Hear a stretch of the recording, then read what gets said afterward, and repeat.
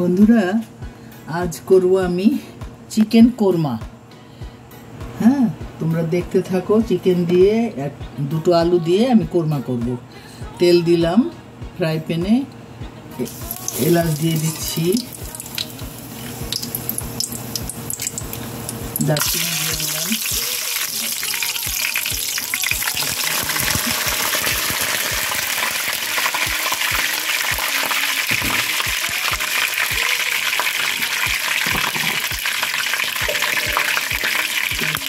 লবণ দিয়ে দিলাম।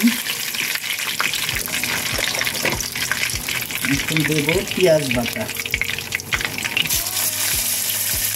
এই চামচে ভরা ভরা 2 চামচ পেঁয়াজ বাটা দিলাম। আর দেবো আদা রসুন পেস্ট 2 চামচ। পেঁয়াজ বাটা একটু বেশি দিলাম, কারণ একটু গ্রেভি হলে ভালো লাগবে।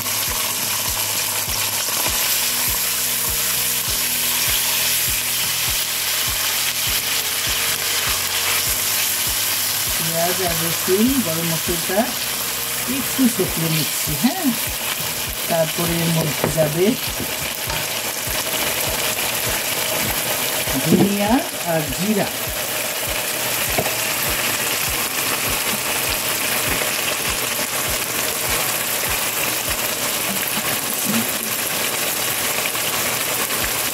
চামচটা ছোট, এটাও ধরো 2 চামচ ধনিয়া দিলাম।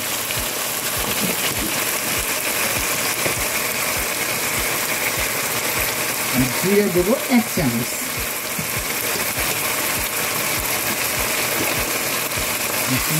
একটু কষিয়ে নিই।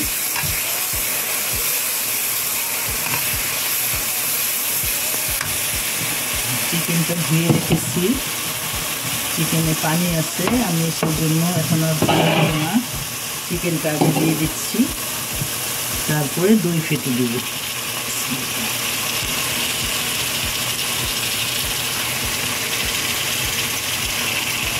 আমার কালকে বাংলাদেশ থেকে আমার বোনের ছেলেটা আসবে। সামার শেষ করে ও ক্যালগিরি থাকে, ওর জন্য একটু রান্না করছি।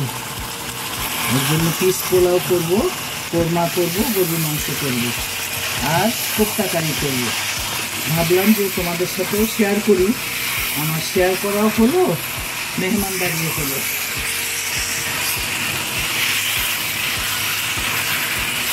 যে কোনো কিছু রান্না করতে গেলে তোমাদের কথা মনে হয়। যে অনেক বন্ধুরা আছো নতুন সংসারী, তাদের কাছে আমার এটা ভালো লাগতেও পারে। আমি খুব শর্টকাট করি, কারণ বিদেশে তো কোনো কাজের লোক নাই, বুঝোই।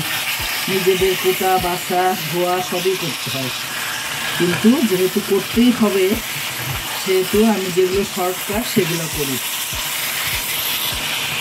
বেশি রাফ অ্যান্ড টাফ জিনিস নিচ্ছি না। আল্লাহ যদি বাঁচিয়ে রাখে, বাংলাদেশে গেলে আবার ক্রিটিক্যাল যেগুলো করবো, এই ইজিগুলো তোমাদের করে দেখাচ্ছি।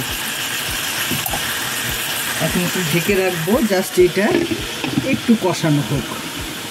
এর মধ্যে আমি একটু দই ফেটে রাখবো, দই দিয়ে দিব, আর আলু দিয়ে দিব। 2টা আলু কিউব করে কেটে রেখেছি।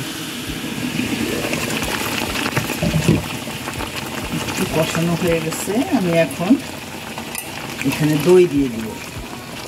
এটা আমার টক দই। যেহেতু দই দিচ্ছি, আমি লাস্টে চিনি অবশ্যই দিব। চিনি অ্যান্ড কাঁচামরিচ লাস্টে দিয়ে দিব। 4 চামচ দই দিয়ে দিচ্ছি।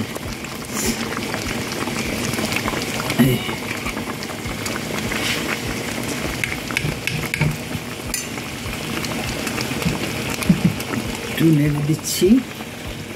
মাংসটা যত ভালো কষানো হবে, এর মধ্যে এখন আমি আলুটাও দিয়ে দিব, যাতে আলুটাও সাথে সাথে সিদ্ধ হয়ে যায়। হ্যাঁ,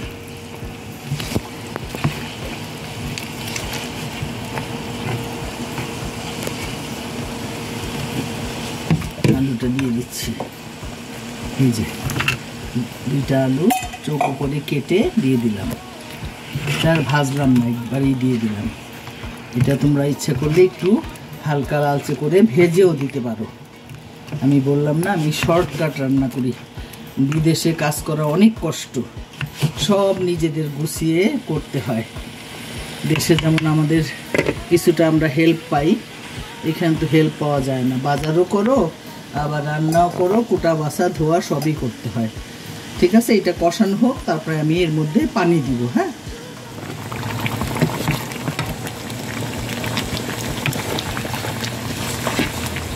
এখন আমি এটার মধ্যে পানি দেব না, আমি দেব দুধ। হ্যাঁ, কোরমা মানেই দই আর দুধ দিয়ে রান্না করলে বেশি অথেন্টিক হয়। এই যে দেখো, দুধ দিয়ে দিলাম।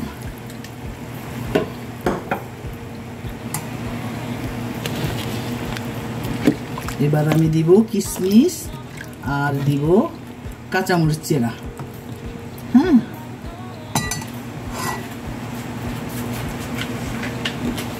কাঁচামরিচ চিড়ে রেখেছি আর কিশমিশ দিয়ে দিলাম। জাস্ট চিনি দিয়ে পরে নামিয়ে নিব মাংসটা সিদ্ধ হয়ে গেলে।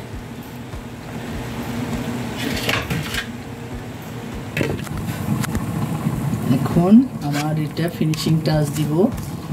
কোরমাটাকে আমি এখন, যেহেতু ঘি দিয়ে রান্না করি নাই, আমাদের আগের দিনের দাদি নানি মারা এই কোরমা ঘি দিয়ে রান্না করত। এখন দিনকাল যেই পাল্টেছে, জিনিসপত্রের দাম বেশি, এত ঘি ইউজ করা যায়, কেনাও যায় না, আবার ইউজ করলে অনেকে, এই যে আমার নাতিরা যেমন, ওরে বাবা হেলথ কনসিয়াস, ঘি খায় না। কিন্তু আমরা তো ঘি খেয়েছি, আমার মারা গরম ভাত দিয়ে ঘি খাওয়াতো। স্কুলে যাওয়ার সময় মনে আছে, আলু ভর্তা, ডিম ভর্তা, ঘি দিয়ে আমরা ভাত খেয়ে স্কুলে যেতাম। আজকাল বাচ্চারা ঘি খেতে ভয় পায়। তো যাই হোক, আমি প্রথমে ঘি দিই নাই, আমি এখন ঘি দিয়ে পেঁয়াজটাকে একটু বেরেস্তার মতো করে আমি ফিনিশিং টাচ দিচ্ছি। এই দেখো, পেঁয়াজ কুচিয়ে দিলাম আর একটু অল্প করে একটু ঘি দিলাম। জাস্ট এটা হলো কি, দুধের স্বাদ ঘোলে মেটানো। ঘি দিয়ে রান্না করেছি, একটা স্মেল আসবে। আমার ছোট নাতি অবশ্য এখনই বলছে যে এমন সুন্দর স্মেল, এটাই তো আমি চাচ্ছিলাম, এটার নাম কি? ও কোরমা কথাটা জানতো না, কোরমা নামটা। ওর কথা মনে করি আজকে কোরমাটা করলাম। ও রোস্ট খুব পছন্দ করে। এই দেশে বাচ্চারা তো চিকেন লাভার, এরা চিকেন খুব পছন্দ করে। তো কোরমাটা ও বেসিক্যালি বেশি পছন্দ করে। আজকে ওকে কোরমা রান্নাটা শেখালাম, ও আমাকে ভিডিও করতে হেল্প করে। দেখতে থাকো, এটা একটু লালচে হলে আমি বাগারটা দিয়ে দিলে আমার রান্না শেষ। একটু চিনি দিব, বাস রান্না শেষ।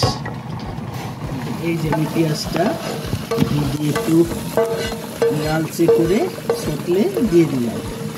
এটা হলো ফিনিশিং টাচ না, আর একটু ফিনিশিং টাচ আছে। এর মধ্যে আমি এখন চিনি দিলাম। চিনি না দিলে তো কোরমা হবেই না।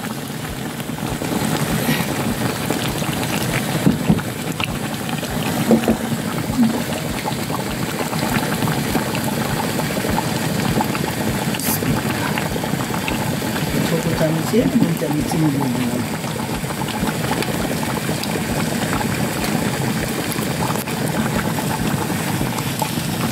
হয়ে গেল আমার অথেন্টিক কোরমা। আমার মা দাদিরা এইভাবে রান্না করতো, শুধু আমি ঘি কম দিয়েছি আর কি। স্মেল এবং টেস্টের দিক থেকে স্বয়ং সম্পূর্ণ। পরে তোমাদের পরিবেশন করে দেখাবো। এখন তেলটা ভাসুক। হ্যাঁ, ওকে, ধন্যবাদ বন্ধুরা, ভালো থেকো সবাই।